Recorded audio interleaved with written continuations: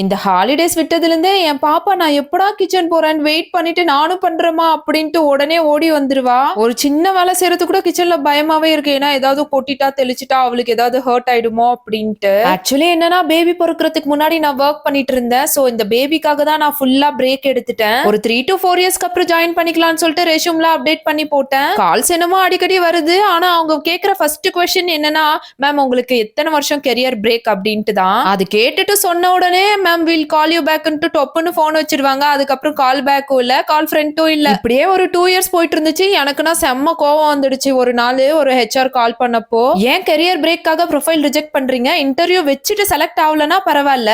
எல்லா பொண்ணுங்களும் ஒரு கட்டத்துல கண்டிப்பா இந்த குழந்தைங்களுக்காக கெரியர் பிரேக் இருக்கவே இருக்கும். அதுக்குன்ட்டு அவங்க டேலண்ட் இல்ல, அவங்க கேப்பபிள் இல்லன்ட்டு ஆயிடுமா என்ன? தயவு செய்து எந்த ஹெச்ஆரோ கம்பெனி பீப்புள்லாம் வந்து இந்த மாதிரி பண்ணாதீங்க. ஒரு வாய்ப்பு தான் எல்லாருக்கும் கொடுத்து பாருங்களேன். பொண்ணுங்க கண்டிப்பா சக்சஸ் ஆவாங்க.